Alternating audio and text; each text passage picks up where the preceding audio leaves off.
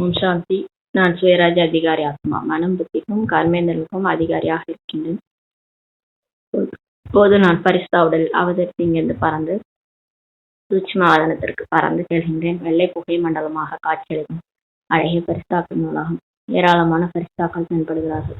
எனக்கு முன்னால் பாப்தாதா பிரம்மா பாபாவின் நெற்றிப்புறத்தில் சிவத்தந்தையை வந்து அவதரித்து என்னை அன்போடு வரவேற்கின்றார். வா குழந்தா, இனிமையான செல்லமான குழந்தை என்று அழைக்கின்றார். பாபாவை சென்று கட்டி அணைத்துக் கொள்கின்றேன். பாபாவை அரவணைத்துக் கொள்கின்றார். அவருடைய ஆசீர்வாத கரங்களை தலை மீட்ட வரதானங்களை கொடுக்கின்றார். பாபா இப்போது எனக்கு முரளி சொல்றார். ஓம் சாந்தி.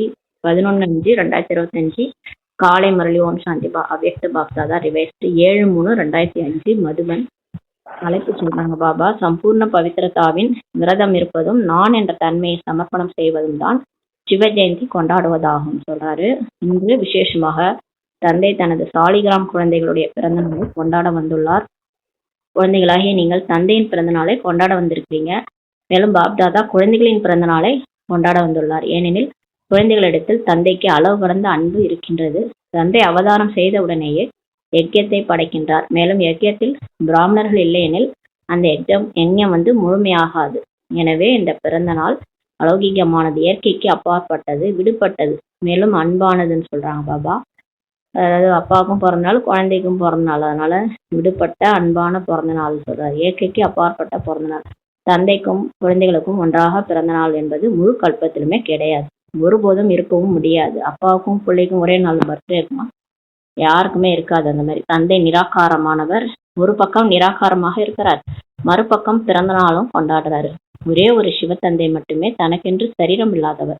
எனவே பிரம்மாவின் உடலில் அவதாரம் செய்கின்றார். இந்த அவதாரத்தின் நிகழ்வையே சிவ ஜெயந்தியின் ரூபத்தில் கொண்டாடுறாங்க. எனவே தாங்கள் அனைவரும் தந்தையின் ஜென்ம தினத்தை கொண்டாட வந்துள்ளீர்களா அல்லது தங்களுடைய பர்த்டேவா கொண்டாட வந்திருக்கிறீங்களான்னு கேட்கிறாரு. வாத்துக்கள் கொடுப்பதற்கு வந்துள்ளீர்களா அல்லது வாத்துக்கள் பெறுவதற்கு வந்துள்ளீர்களான்னு கேட்கிறாரு. பாபாவுக்கு நம்ம பர்த்டே விஷயம் சொல்ல வந்துருக்கோமா இல்லை அவர்கிட்ட இருந்து பர்த்டே விஷயம் வாங்க வந்திருக்கோமான்னு கேட்கிறாரு. இணைந்து இருப்பதற்கான உறுதிமொழியை தந்தை குழந்தைகளுக்கு கொடுத்துள்ளார். இப்போது சங்கமேகத்திலும் துணையாக இணைந்து இருக்கிறார். நம்ம கூட அவதாரமும் சேர்ந்தேதான் நடந்தேறியது இல்லையா?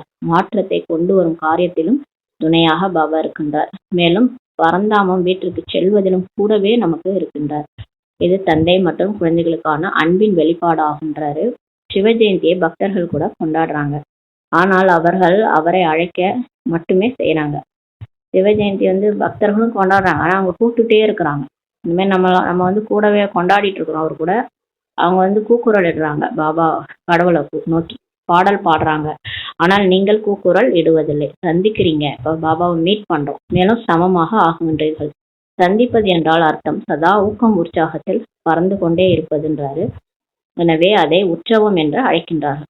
இப்ப ஆத்மா பரமாத்மா சந்திக்கிறது ஊக்கம் உற்சாகத்துல பறந்து கொண்டே இருக்கிறது. அதனால அதை உற்சவம்னு சொல்றாரு பாபா. உற்சவம் இந்த கோயில்ல எல்லாம் கூட உற்சவ மூர்த்தின்னா சிவனும் சக்தியும் சேரும் போது அது உற்சவமாயிடுது. உற்சவத்தின் அர்த்தமே உற்சாகமாக இருப்பது. எனவே சதா உற்சவத்தில் அதாவது உற்சாகத்தில் இருப்பவர்கள் தானே நீங்க அப்படின்னு கேட்கிறாரு. சதா இருக்கிறீங்களா அல்லது அவ்வப்போது இருக்கிறீங்களா? பார்க்க போனால் பிராமண வாழ்வின் மூச்சே ஊக்கம் உற்சாகம் தான்றாரு. எப்படி சுவாசம் இல்லாமல் இருக்க முடியாதோ அப்படி பிராமண ஆத்மாக்கள் ஊக்கம் உற்சாகம் இல்லாமல் பிராமண வாழ்க்கையில இருக்கவே முடியாது. அப்படி அனுபவம் செய்கிறீர்கள் தானே அப்படின்னு கேட்கிறாரு. விசேஷமாக ஜெயந்தியை கொண்டாடுவதற்காக எங்கெங்கிருந்தோ தூரத்துல இருந்து ஓடோடி வந்துள்ளதை பாருங்கள். குழந்தைகளின் ஜென்ம தினத்தை கொண்டாடுவதில் ஏற்படும் மகிழ்ச்சி பாப்தாதாவுக்கு தன்னுடைய ஜென்ம தினத்தை கொண்டாடுவதில் ஏற்படுவதில்லை என்றாரு. அதாவது நம்மளுடைய பர்த்டே கொண்டாடுறதுல மகிழ்ச்சி அவருடைய ஜென்ம தினத்துல அதாவது பர்த்டே கொண்டாடுறதுல ஏற்படுவதில்லையா? எனவே பாப்தாதா ஒவ்வொரு குழந்தைக்கும் பல கோடி மடங்கு தட்டுக்கள் நிரம்ப நிரம்ப வாழ்த்துக்கள் கொடுத்து கொண்டே இருக்கிறாராம் பாபா. நமக்கு வாழ்த்துக்கள் வாழ்த்துக்கள் வாழ்த்துக்கள் சொல்றாரு. பர்த்டே விஷயம் சொல்றாரு. பாப்தாதாவுக்கு இன்று உண்மையான பக்தனுடைய நினைவு கூட அதிகமாக வந்து கொண்டு இருக்கின்றது என்றாரு. அவர்கள் ஒரு நாளுக்கான விரதம் தான் இருக்கிறாங்க. சிவ ஜெயந்தி அன்னைக்கு பக்தர்களும் அவங்க பாபாவை நினைக்கிறாங்க இல்லையா? அவங்க ஒரு நாளுக்கான விரதம் இருக்கிறாங்க. மேலும் நீங்கள் முழு வாழ்க்கைக்கான சம்பூர்ண பவித்திரமாகுவதற்கான விரதம் இருக்கிறீங்கன்றாரு. அவர்கள் உணவிற்கான விரதம் இருக்கிறாங்க. தாங்களும் கூட மனதிற்கான உணர்வில் அதாவது அவங்க உணவுல தான் சாப்பிடாம அந்த விரதம் இருக்கிறாங்க. ஆனா நம்ம மனதுக்கான உணவுல வீணான எண்ணங்கள், எதிர்மறையான எண்ணங்கள், அப்பவித்திரமான எண்ணங்களின் விரதம் இப்ப இருக்கணும்னு சொல்றாரு. வேஸ்ட் தாட்ஸ், நெகட்டிவ் தாட்ஸ், இதெல்லாம் இதுல இருந்து நம்ம விரதம் இருக்கிறோம்னு சொல்றாரு. உறுதியுடன் விரதம் இருக்கிறீங்க தானே அப்படின்றாரு. இரட்டை வெளிநாட்டினர் முன்னே அமர்ந்துள்ளார்கள். இந்த குமாரர்கள் சொல்லட்டும், குமாரர்கள் விரதத்தில் உறுதியாக உள்ளீர்கள் தானேன்னு சொல்லி பிரதர்ஸ் கேட்கிறாரு. பலவீனமாக இல்லையேன்னு கேட்கிறாரு. மாயா கேட்டுக்கொண்டு இருக்கின்றது. மாயாவும் கேட்குது, நம்ம பலசாலியா இருக்கிறோம் அப்படின்னு சொன்னோம்னா மாயா கேட்டு நம்மளை வீழ்த்துறதுக்கு ரெடியா இருக்குது. எல்லோரும் கொடிகளை அசைத்து கொண்டு இருக்கிறீங்க, அதே மாயாவும் பார்த்து கொண்டுதான் இருக்குது. எப்போது பவித்திரமாகிய தீருவேன் என்று விரதம் இருக்கின்றீர்கள், அப்போது அந்த விரதத்தின் அர்த்தம் உயர்ந்த உள்ளுணர்வை உருவாக்குவது என்பதாகுன்றாரு. அதாவது தூய்மையா இருக்கிறது, பவித்திரமாகிய தீருவேன் அப்படின்னு நீங்க விரதம் இருக்கிறீங்கன்னா உள்ளுணர்வே மாறணும்ன்றாரு. உயர்ந்த உள்ளுணர்வை உருவாக்குவதுதான் அப்படின்றாரு. எப்படி உள்ளுணர்வு இருக்கின்றதோ அதற்கேற்றபடி திருஷ்டி மற்றும் செயல் தானாகவே உருவாகின்றதுன்றாரு. நம்ம உள்ளுணர்வு எப்படியோ அப்படிதான் நம்ம பார்வை, நம்ம செயலும் அப்படிதான் ஆகுன்றாரு. அப்படின்னு அதற்கான விரதம் இருக்கின்றீர்கள் தானேன்னு கேட்கிறாரு. ஒருவர் மற்றவரை பார்க்கும்போது தூய்மையான சுபமான உள்ளுணர்வுடன், தூய்மையான சுபமான பார்வையுடன் பாக்குறீங்களா? இப்ப எல்லாரையும் பார்க்கும்போது எல்லாரையும் ஆத்மாவா பாக்குறீங்களா? சுபமான உள்ளுணர்வோட சுபமான பார்வையோட பாக்குறீங்களா? முகத்தை பார்க்கிறீங்களா அல்லது நெற்றியின் இடையே பிரகாசிக்கக்கூடிய ஆத்மாவே இப்ப பாக்குறீங்களான்னு கேட்கறாங்க. சில குழந்தைகள் கேட்கறாங்க, பேசும்போது காரியம் செய்யும்போது முகத்தை பார்க்க வேண்டியதாக இருக்குதாம். நாங்க பேசும்போது வேலை செய்யும் போது அவங்க மூஞ்ச பாக்குற மாதிரி இருக்குது. முகத்தை பார்த்தாலே தேகாபிமானம் வந்துருது. கண்களின் பக்கம்தான் பார்வையே செல்கின்றது. அப்போது சில நேரம் முகத்தை பார்க்க வேண்டியதாக இருக்கிறதுன்னு சொல்றாங்க. அப்போ உள்ளுணர்வே மாறிடுது இல்லையா? முகத்தை பார்க்கும்போது நமக்கு உள்ளுணர்வு மாறிடுது. பாப்தாதா சொல்றாரு, கண்களுக்கு இடையில் தானே நெற்றியும் இருக்கிறது. கண்ணை ஏன் பாக்குறீங்க? ரெண்டு கண்ணுக்கு நடுவில் தானே நெற்றி இருக்குது. அந்த நெற்றியின் இடையே உள்ள ஆத்மாவை பார்த்து உங்களால பேச முடியாதா அப்படின்னு கேட்கிறாரு. எப்போது பாப்தாதா குழந்தைகளுக்கு முன்னால் அமர்ந்து குழந்தைகளின் கண்களை பார்த்து கொண்டு இருக்கின்றாரா அல்லது நெற்றிக்கு இடையே பார்த்து கொண்டு இருக்கின்றாரா என்று கண்டுபிடிக்க முடிகிறதா? இப்ப அவர் உட்காந்து பேசியிருக்காருல்ல பாபா மிஸ்ல, நம்மளெல்லாம் என்ன நம்ம கண்ணை பாக்குறாரா இல்ல குழந்தைகள் நெற்றியில இருக்கிற அந்த ஆத்மாவை பார்த்துட்டு இருக்கிறாரான்னு உங்களால கண்டுபிடிக்க முடியுதான்னு கேட்கிறாரு. ரெண்டும் கூடவே தான் இருக்கின்றது. எனவே முகத்தை பாருங்கள், ஆனால் முகத்தில் 2 புருவங்களுக்கு இடையில் பிரகாசிக்கக்கூடிய நட்சத்திரத்தை பாருங்கள். எனவே இந்த விரதத்தை எடுங்கள்ன்றாரு. ஏற்கனவே எடுத்துள்ளீர்கள், ஆனால் கவனத்தை அதிகப்படுத்துங்கள்ன்றாரு. ஆத்மாவை பார்த்து பேசுங்கள். ஆத்மாவோடு பேசிக்கொண்டு இருக்கின்றது. ஆத்மா பார்த்து கொண்டு இருக்கின்றது. அப்போது உள்ளுணர்வு சதா சுகமானதாகவே இருக்கும். மேலும் அதன் கூடவே மற்றொரு லாபம் என்னவென்றால், எப்படி உள்ளுணர்வோ அப்படிதான் வாயுமண்டலம் சூழ்நிலை கூட உருவாகின்றதுன்றாரு. வாயுமண்டலம் உயர்வானதாக ஆகும்போது சுயத்திற்கான புருஷார்த்தத்தின் கூடவே தேவையும் நடந்தேறி விடுகின்றது சொல்றாரு. இப்போ நம்மளுடைய இடம், நம்ம இருக்கிற இடம் உள்ளுணர்வு மூலமா மாறுது. நம்ம அந்த இடம் உயர்வானதா ஆகும்போது நம்மளுடைய புருஷார்த்தத்தின் கூட சேவையும் ஈஸியா முடிஞ்சிருதுன்றாரு. அப்போது இரட்டை லாபம் இல்லையான்றாரு.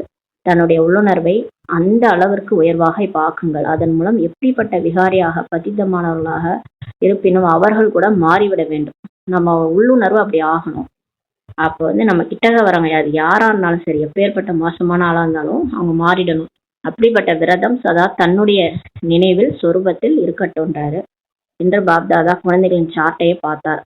தன்னுடைய உள்ளுணர்வு மூலமாக வாயுமண்டலத்தை உருவாக்குவதற்கு பதிலாக ஆங்காங்கே என்ன நடக்குதுன்னா, அவ்வப்போது மற்றவர்களுடைய வாயுமண்டலத்தில் பாதிப்பிற்கு உள்ளாகி விடுகின்றார்கள்.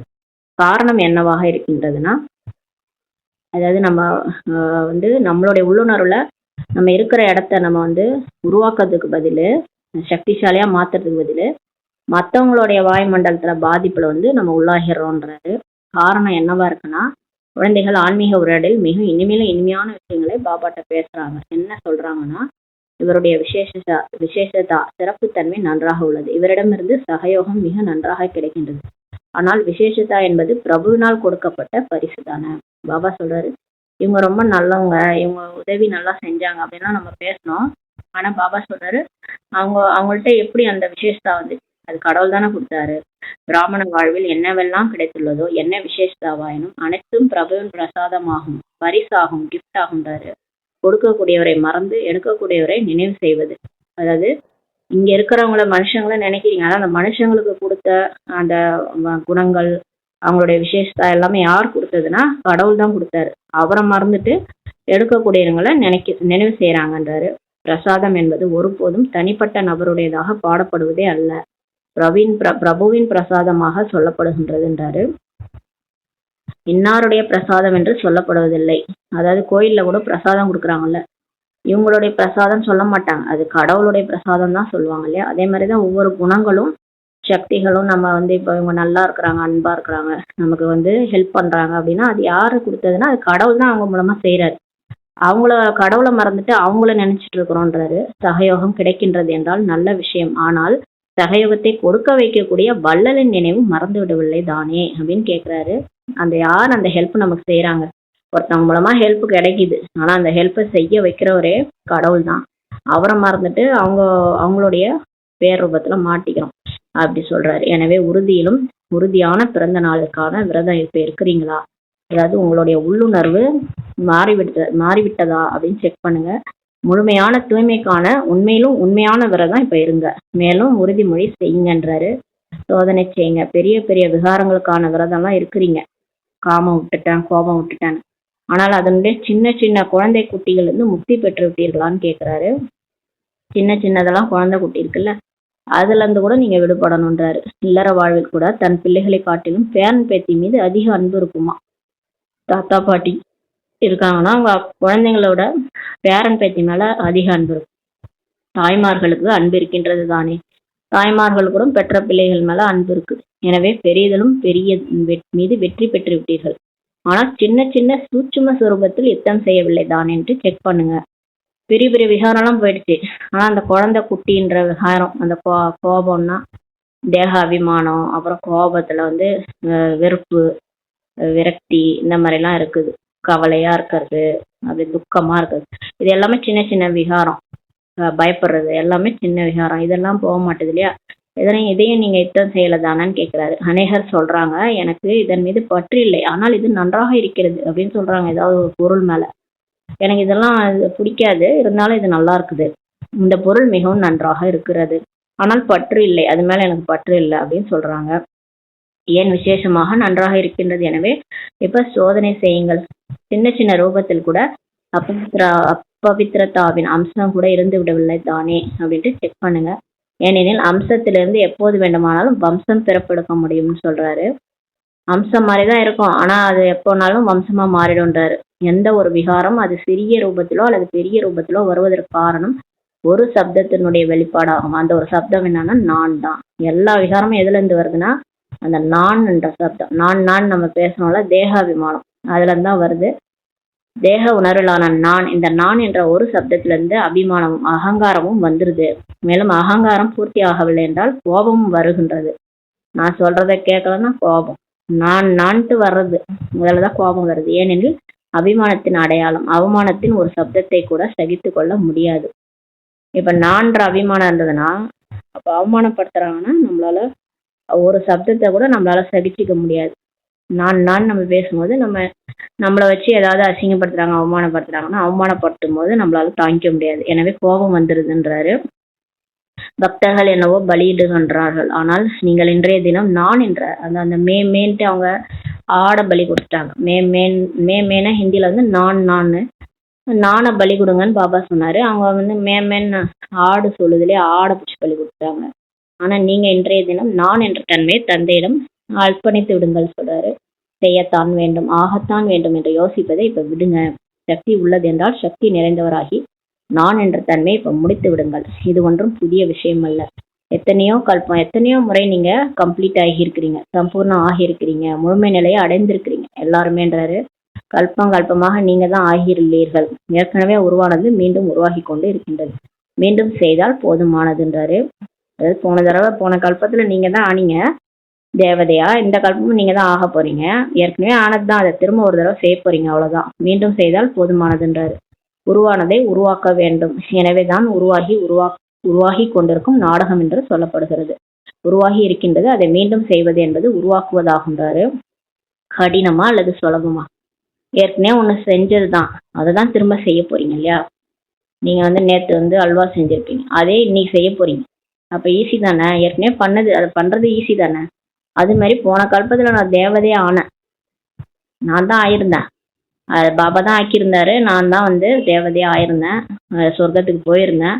கம்ப்ளீட் சம்பூர்ணம் ஆயிருந்தேன். அப்ப அதையே இந்த கல்பமும் ஆக போறீங்க, திரும்ப செய்ய போறீங்க, அவ்வளவுதான்றாரு. பாப்தாதா புரிந்துள்ளார். சங்கமயுகத்தின் வரதானமே சகஜ புருஷார்த்தி, எளிமையான முயற்சியாளர் ஆகுகன்ற வரதானம் கொடுக்குறாரு. ஈஸியா முயற்சி பண்ணுங்க, ஏன் கஷ்டப்பட்டு பாபாவை நினைக்கிறீங்க? இஷ்டமா நினைங்க, ஜாலியா இருங்க, ஜாலியா பாபா நினைங்க. இந்த பிறவியில் சகஜ புருஷார்த்தத்தின் வரதானத்தின் மூலமாக 21 பிறவிகளுக்கு எளிமையான வாழ்க்கை தானாகவே பலனாக கிடைத்து விடுகின்றதுன்றாரு. பாப்தாதா ஒவ்வொரு குழந்தையும் முயற்சியிலிருந்து விடுவிப்பதற்காக வந்துள்ளார். 63 பிறவிகள் கடினமாக நீங்க உழைச்சிட்டீங்க இல்லையா? பக்தி பண்ணி பண்ணி கோயில் கோயிலா அலைஞ்சு கடவுளை தேடணும் இல்லையா? ஒரு பிறவி பரமாத்மாவின் மீது கொண்ட அன்பு காதல் மூலமாக கடின உழைப்பிலிருந்து இப்ப விடுபடுங்கள். எங்கே காதல் இருக்கின்றதோ அங்கே கடின உழைப்பே இல்லைன்றாரு. லவ் இருந்தேன்னா போதும், அங்க கஷ்டமே கிடையாது, ஈஸியா முயற்சி. அதாவது அவர் தான் என்னுடைய துணைவன், அவரு என்னுடைய கணவன், நான் அவருடைய மனைவி, அப்படியே வாழ்ந்துருங்கன்றாரு. எதுக்கு நீங்க கஷ்டப்பட்டு உழைக்கிறீங்க? கூடவே அவர் இருக்கிறாரு, சிவன் என்னுடைய இணைந்த சக்தின்ட்டு வாழ்ந்துருங்க. அப்ப கடின உழைப்பே இல்லை. எங்கே கடின உழைப்பு இருக்கின்றதோ அங்கே காதலே இல்லைன்றாரு. கஷ்டப்பட்டு முயற்சி செய்றீங்கன்னா அன்பே இல்லைன்னு அர்த்தம். கஷ்டப்பட்டு ஒருத்தவங்களை யாராவது நினைப்பாங்களா? அப்ப அதுக்கு பேர் என்ன, உண்மையான அன்பா? பொய்யான அன்பு தானே. எனவே பாப்தாதா சகஜ புருஷார்த்தி ஆகுகன்ற வரதானத்தை கொடுத்து கொண்டு இருக்கிறாரு. நம்பிக்கை இருக்கணும், கடவுள் தான் பேசுறாருன்னு. அப்பதானே அவர் மேல அன்பு வரும். நம்ம நம்பவே இல்லைன்னா எப்படி அன்பு வரும்? அதனாலதான் சொல்றாரு, உண்மையான அன்பு இல்லை. காதல் இருந்துச்சுன்னா கடின உழைப்பே இல்லை, கடின உழைப்பு இருந்தா காதலே இல்லைன்ட்டாரு. மேலும் முக்தி பெறுவதற்கான சாதனம் காதல், தந்தை இடத்தில் உளமாற அன்பு கொள்தல்னு சொல்றாரு. இப்ப நம்ம உழைப்புல இருந்து விடுபடணும்னா காதல், அதான் சொல்றாரு, உண்மையா அன்பு வந்து செலுத்தணும். தந்தை இடத்தில் உண்மையான உளமாற அன்பு கொள்தல் தான். காதலின் மூலமாக கடின உழைப்பிலிருந்து இப்ப விடுபடுங்கன்றாரு. அன்புல மூழ்கிருங்கன்றாரு. பாபாவோட அன்புல மூழ்கிருங்க. மேலும் மிகப்பெரிய எந்திரம் பாதுகாப்பிற்கான கருவியே மன்மனா பவ என்ற மந்திரமாகும். அதாவது ஆத்மான்னு புரிஞ்சு பரமாத்மா நினைவிலேயே மூழ்கிருங்க. எனவே இந்த எந்திரத்தை காரியத்தில் இப்ப பயன்படுத்துங்கன்றாரு. இப்ப இந்த எந்திரம் என்ன கொடுத்துட்டாரு? மன்மனாபவ காரியத்தில் ஈடுபடுத்த வருகின்றது தானே. பாப்தாதா பார்த்தாரு, சங்கமயுகத்துல பரமாத்மா மீது கொண்ட அன்பின் மூலமாக பாப்தாதா மூலமாக எண்ணற்ற சக்திகள் இப்ப கிடைச்சிருக்குது. சங்கமயுகத்துல பாபா மேல கொண்ட அன்பின் மூலமா நமக்கு நிறைய சக்தி கிடைச்சிச்சு. அவரை நினைச்சாலே போதும், சக்தி கிடைக்குது. குணங்களும் கிடைத்திருக்கின்றது, அறிவாற்றலும் நமக்கு கிடைத்திருக்கின்றது, குஷியும் கிடைத்திருக்கின்றது. பிரபுவினால் கிடைக்கப்பட்ட இந்த அனைத்து பரிசுகளையும் பொக்கிஷங்களையும் சரியான நேரத்தில் இப்ப காரியத்துல ஈடுபடுத்துங்கன்னு சொல்லி பாபா சொல்றாரு. எனவே பாப்தாதா என்ன விரும்புகின்றார் கேட்டீர்களா? ஒவ்வொரு குழந்தையும் சகஜ புருஷார்த்தி, எளிமையும் வேண்டும், தீவிரமும் வேண்டும், திடத்தன்மையும் பயன்படுத்துங்கள் ஆகியே தீர வேண்டும். நாம் ஆகவில்லை என்றால் பின்னர் யார் ஆகுவாங்க? நாம் தான் ஆகியிருந்தோம், நாம் தான் ஆகுகின்றோம். மேலும் ஒவ்வொரு கல்பத்திலும் நாமே தான் ஆகுவோம். இவ்வளவு உறுதியான நம்பிக்கையை தன்னிடத்தில் தாரணை செய்தே ஆக வேண்டும் சொல்றாரு. செய்வோம் என்று சொல்லாதீங்க, செய்துதான் ஆக வேண்டும், நடந்தே ஆக வேண்டும், நடத்தப்பட வேண்டும்ன்றாரு. பாப்தாதா உள்நாட்டு மற்றும் வெளிநாட்டு குழந்தைகளை பார்த்து குஷி அடைகிறாரு. ஆனால் தன் முன்னால் நேரில் இருக்கக்கூடியவர்களை மட்டும் பார்த்து கொண்டு இருக்கல, நான்கு பக்கங்களிலும் உள்ள உள்நாட்டு வெளிநாட்டு குழந்தைகளை பார்த்து கொண்டுதான் இருக்கிறார் பாபா. எல்லாரையும் பார்க்கிறாரு. பெரும்பான்மையானவரிடமிருந்து பல இடங்களிலிருந்து பிறந்த நாளிற்கான வாழ்த்துக்கள் வந்திருக்குது. வாழ்த்து அட்டைகள் கூட வந்துருச்சு, இமெயில் மூலமா வந்துருச்சு. உள்ளத்தில் சங்கல்பம் கூட வந்து சேர்ந்துள்ளது. தந்தை கூட குழந்தைகளுக்கான பாடல பாடுறாரு. எப்படி நீங்கள் பாபாக்காக பாடுறீங்களோ, நீங்கள் அதிசயமான செயலை செய்து விட்டீர்கள் பாபா என்று நம்ம பாடுறோம்ல. தந்தையும் குழந்தைகளுக்காக ஒரு பாட்டு பாடுறாரு. என்ன பாட்டு? இனிமையான குழந்தைகள் அதிசயமான செயலை செய்து விட்டார்கள் பாடுறாரு. பாப்தாதா சதா சொல்றாரு, அதாவது தாங்களாவது முன்னால் அமர்ந்துள்ளீர்கள், ஆனால் தூரத்தில் உள்ளவர்கள் கூட தந்தையின் இதயத்துல உட்கார்ந்து இருக்கிறாங்கன்றாரு. அதாவது வெளியில இருந்து பாபாவை நினைச்சிட்டு இருக்கிறவங்க பாபா மனசுல உட்காந்துக்கிறாங்களாம். என்ற 4 பக்கத்திலும் உள்ள குழந்தைகளின் சங்கல்பத்தில் இருப்பது என்னன்னா, வாழ்த்துக்கள் வாழ்த்துக்கள் வாழ்த்துக்கள் சொல்றாங்க.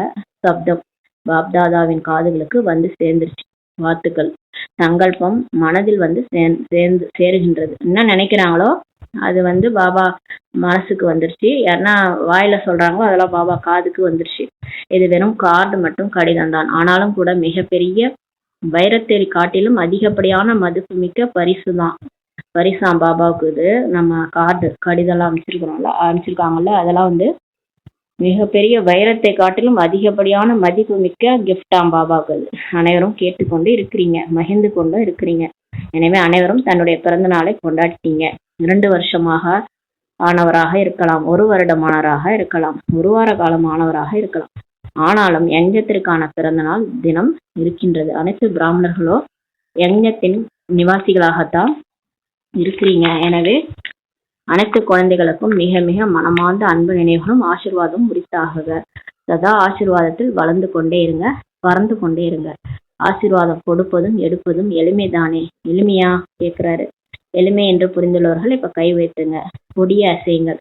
எனவே ஆசீர்வாதத்தை விட்டுவிட மாட்டீர்களே. அனைத்தையும் விட சகஜமான முயற்சி செய்வதற்கான வழி என்னன்னா, ஆசீர்வாதம் கொடுக்கணும், ஆசீர்வாதம் எடுக்கணும். எல்லாரும் நல்லா இருக்கட்டும். எல்லாரும் நல்லா இருக்கட்டும். நம்ம அவங்க துக்கம் கொடுத்தாலும் நம்ம நல்லதே எடுத்துக்குவோம், பிளெஸ்ஸிங்ஸா எடுத்துக்குவோம். ஆசீர்வாதம் எடுங்க, ஆசீர்வாதம் கொடுங்க. எல்லாருக்கும் நல்லதே செய்யுங்க, நல்லதே நினைங்க. இதுல யோகாவும் வந்து விடுகின்றது இல்லையா? யாருக்கும் எந்த துக்கமும் கொடுக்கறது இல்லை. அப்ப பாபாவை நினைச்சிட்டு யோகாவும் பண்ணிட்டு நம்ம யோகாவும் வந்துருது, ஞானமும் வந்துருது. ஞானம் என்னது? நல்லது செய்யுங்க, எல்லாருக்கும் ஆசீர்வாதம் கொடுங்க, ஆசீர்வாதம் எடுங்க. யாருக்கும் நம்ம விரோதி கிடையாது, யாருக்கும் எதிரி கிடையாது இல்லையா? நம்ம யோகா பண்ண மாதிரி ஆச்சு, ஞானமும் வந்துருச்சு, புத்தியில தாரணையும் வந்து விடுகின்றது. அப்ப தேவதை மாதிரி இருக்கணும் இல்லையா? நல்லது செய்யறோம்னாலே தேவதை தான், தேவையும் வந்து விடுகின்றது. இதுல சேவையும் ஆச்சு இல்லையா? ஏன்னா எல்லாருக்கும் நல்லது நினைக்கிறோம் இல்லையா? அதுவே சேவை தான். ஆசீர்வாதம் கொடுப்பது மற்றும் எடுப்பதில் 4 பாடங்களும் இப்ப வந்து விடுகின்றது என்றாரு. எனவே இரட்டை வெளிநாட்டவருக்கு ஆசீர்வாதம் கொடுப்பது மற்றும் எடுப்பது எளிமைதானே? எளிமையா? 20 வருஷம் ஞானத்தில் யார் வந்துள்ளீர்களோ அவர்கள் கை வைத்துங்க. தாங்களோ 20 வருடம் ஆனவர்கள். ஆனால் தந்தையோ தங்களுக்கு பல கோடி மடங்கு வாழ்த்துக்களை இப்ப கொடுத்து கொண்டிருக்கிறார். எத்தனை தேசங்களிலிருந்து வந்துள்ளார்கள் கேட்கிறாரு. அப்போ 69 தேசத்துல இருந்து வந்திருக்கிறாங்க. வாழ்த்துக்கள் சொல்றாரு. 69வது பிறந்த நாளை கொண்டாடுவதற்கு 69 தேசத்துல இருந்து வந்திருக்கிறீங்க. அப்ப அந்த 69வது ஜெயந்தி நடந்தது. இப்போ நமக்கு 89வது ஜெயந்தியா நடந்துச்சு. அப்ப நடந்திருக்கு 69வது ஜெயந்தி. எவ்வளவு நன்றாக இருக்கிறது. வருவதில் அசௌகரியம் எதுவும் ஏற்படல தானே? எளிமையாக வந்துட்டீங்க தானே? எங்கே காதல் இருக்கின்றதோ அங்கே கடின உழைப்பு இல்லை. ஆக இன்றைய விசேஷ வரதானமாக எதை நினைவுல வச்சுக்குவீங்க? சகஜ புருஷார்த்தி. இன்னைக்கு நம்ம சகஜ புருஷார்த்தி ஆக சொல்லிட்டார் பாபா. அன்பு இருந்தா போதும், அங்க கடின உழைப்பே இல்லைன்ட்டாரு. சகஜமான காரியம் வேக வேகமாகவே முடிக்கப்பட்டு விடுகின்றது. உழைப்பிற்கான காரியம் கடினமாக இருக்கின்றது, நேரம் ஆகுது. எனவே நீங்கள் அனைவரும் யாரு? சகஜமான புருஷார்த்தி.